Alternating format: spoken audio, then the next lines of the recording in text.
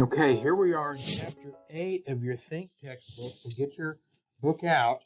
What I'm going to give you here in this presentation is just some additional information to kind of go with your textbook. I want you to pay attention to some of the parenting styles that are presented in the text here, and then give you some additional content for this week about parenting and some of the problems that people these days are struggling with as parents of younger children and adolescents, specifically with technology. So this is a question, what makes a good parent? I think in your notes, this is something you could write down. You could write down your own. You've had parents, and you could write down, maybe make a list. This is what I think. All the things I think my parents did right, and maybe some of the things they didn't do right. And here's some things I'm going to do as a parent. This is some things I want to be sure to pay attention to as a parent. And then as you go through the chapter, what are some things you can find in the chapter to help you to grow and learn as a potential parent later on, so that you can become a good parent? That's what you want to do. When you do things like that, when you're reading a chapter, when you do things like that, it makes the chapter more meaningful to you, and it makes learning the content in the chapter so much easier for you, because it makes a connection for you in your life, and it's not just generic information. It's useful information to you. It has a use value to you. So you may have seen these kinds of terms before in maybe a psychology textbook or a human development textbook, that you've had a chapter that you had before, but there are specific kinds of parenting styles, and these are described in this chapter 8. But there are what you may have heard about before, read before, are what we call authoritative and authoritarian parenting style. People sometimes get these mixed up because they sound kind of the same. When we looked at the communication chapter previous to this one, we talked about sometimes parents do a one-way communication. They're just giving directions and giving orders all the time, and there's not a two-way conversational communication pattern in the home. Well, what happens is we find that that's going on in more of an authoritarian parenting style, and the parent is an authoritarian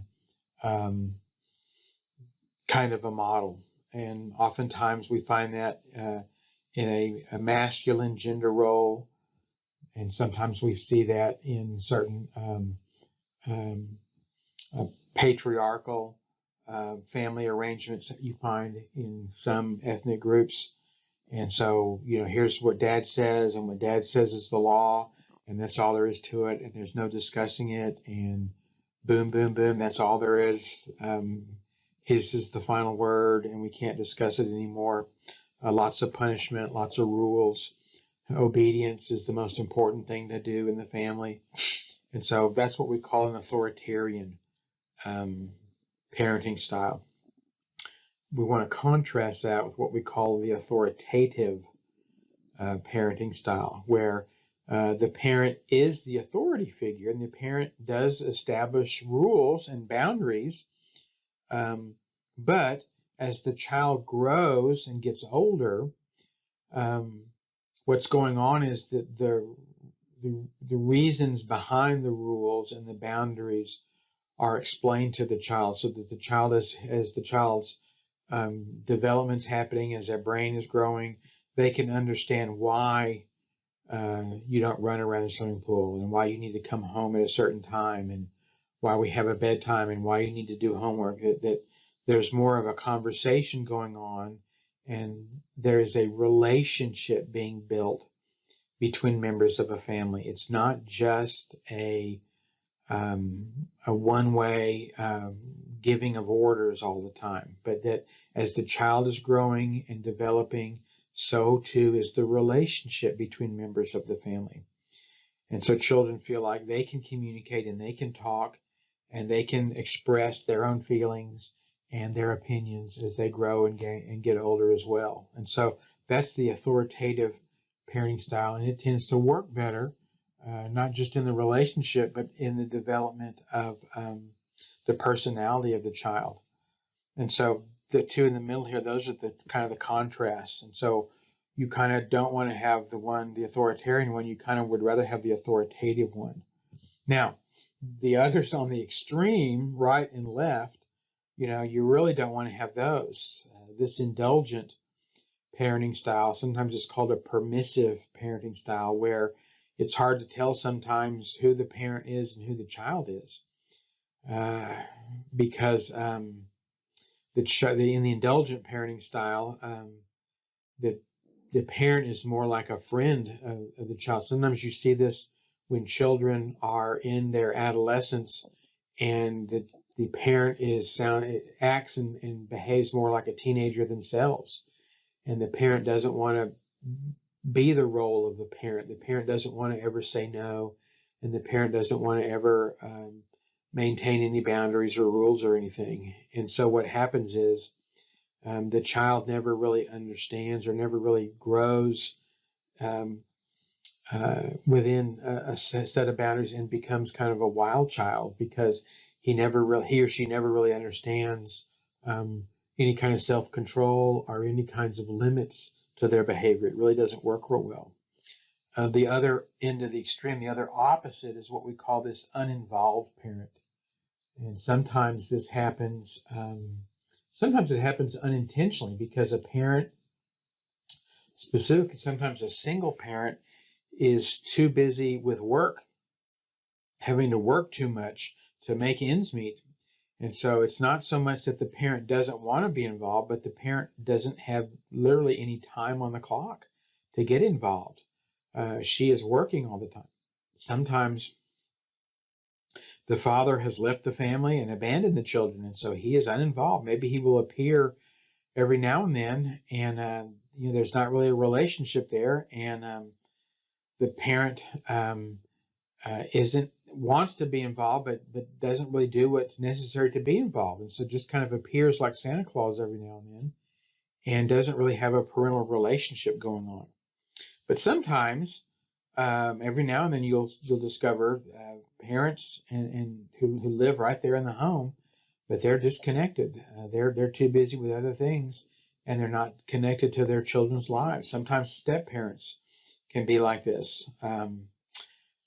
They're not as connected to their stepchildren because there's not an emotional attachment there as needs to be.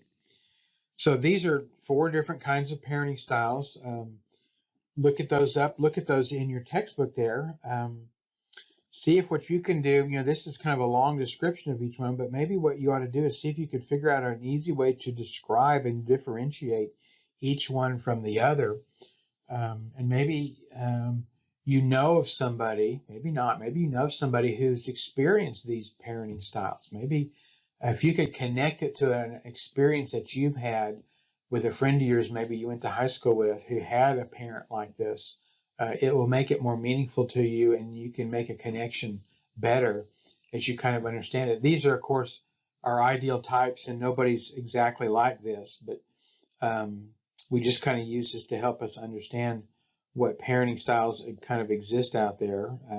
Sometimes people kind of have a foot in one and a foot in the other one. They're not always necessarily clean and cut categories like this. But this kind of helps us understand, why children end up the way that they do. It's because of the environment that they were raised in, the way that their parents interacted with them. And so it's not that there's something wrong with that child and that adolescent. There's nothing psychologically wrong with them. It's because of the context they were raised in. And so parenting is just so crucial for people. And so when we study at the end of the semester, when we study about fatherhood, it will help us to better understand what's going on with children and what's going on with families when we're missing half the parenting duo.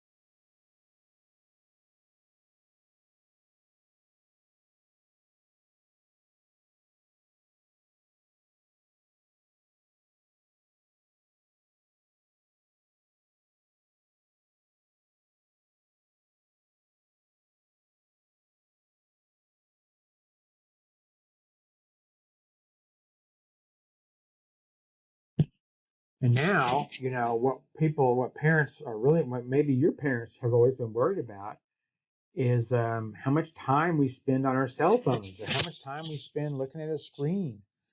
Um, and so most parents are concerned that our kids are spending too much time on a screen, and lots of parents have reached out to doctors to get advice. Oh, what am I supposed to do about my child spending too much time?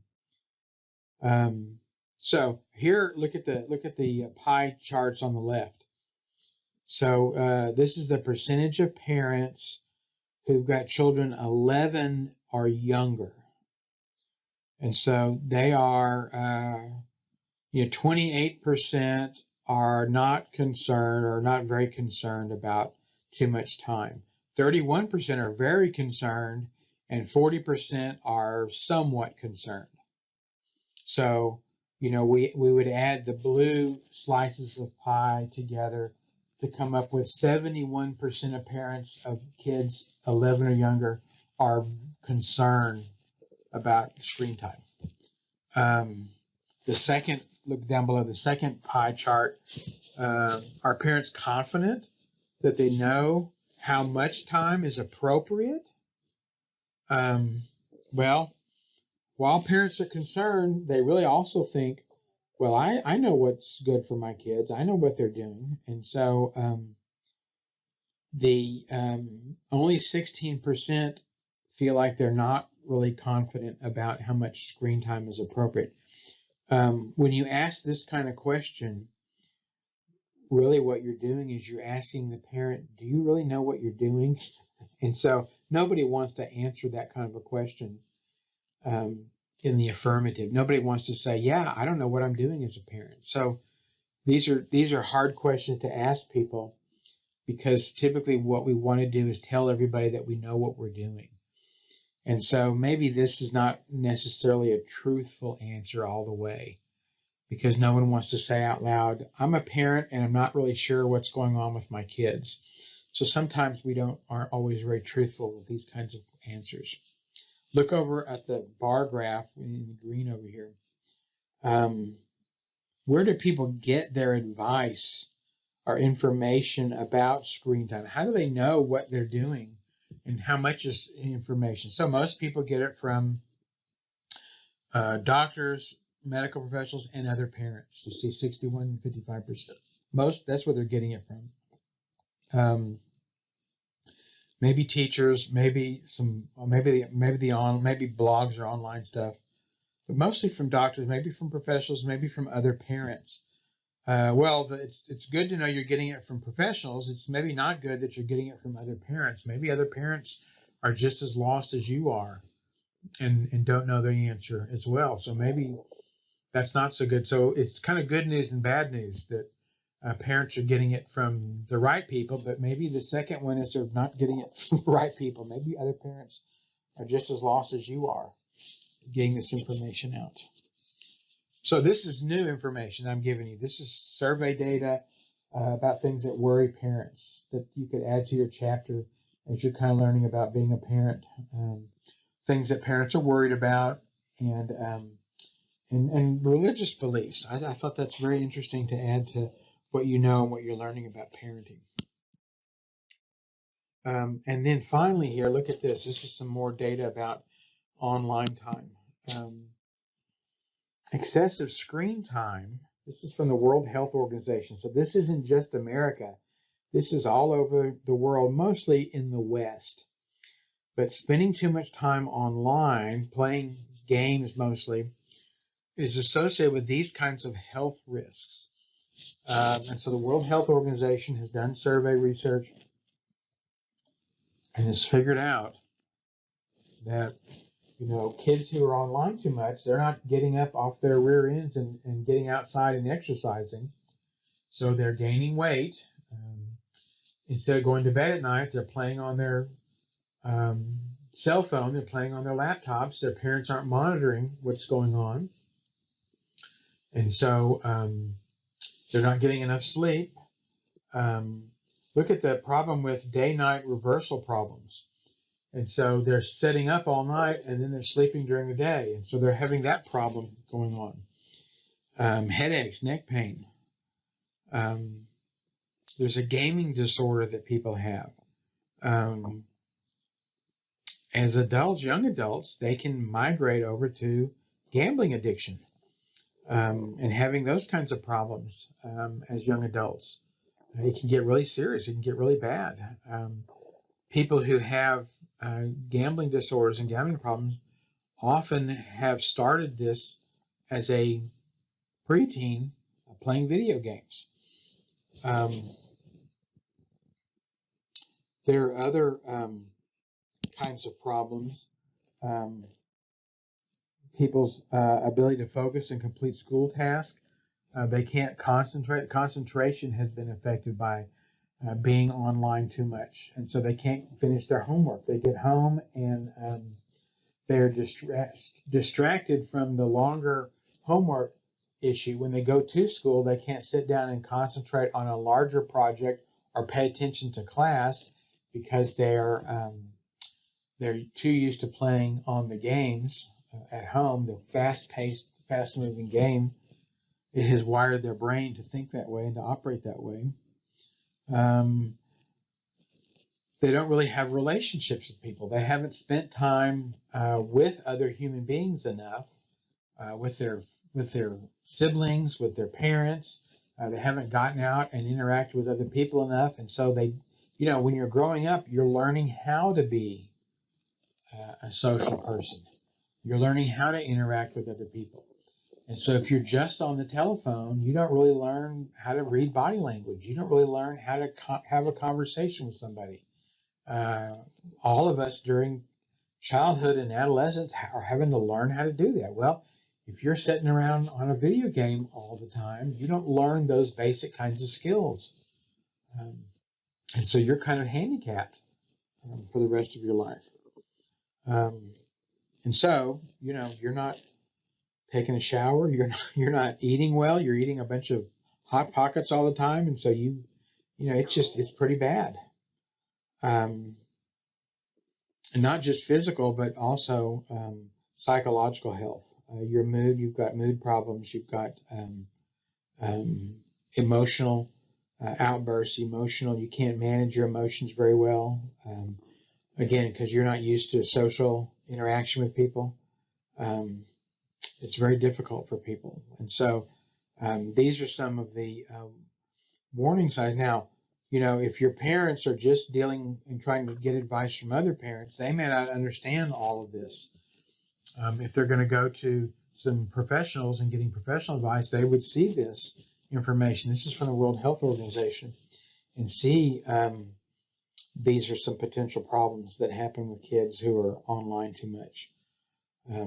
So I just give you this information. This is not in your chapter, but this might be interesting to you. You may know somebody. Maybe you've got a younger sibling who's online too much, who's having a problem. If you go to class, if you get out from where you are right now, we've all been in a pandemic for a year, and all of us have this cell phone in our hands, and we've become addicted to it. It's a psychological addiction. We have to keep checking it all the time. And the cell phone industry has done that to us. It has wired us to be addicted to it and to not be able to stop looking at it and checking it all the time. It's not a matter of willpower or being immoral and not being able to stop it. We really are literally psychologically addicted to it. And so you have to kind of stop yourself, and you have to try to figure out some way to exhibit self-control. I tell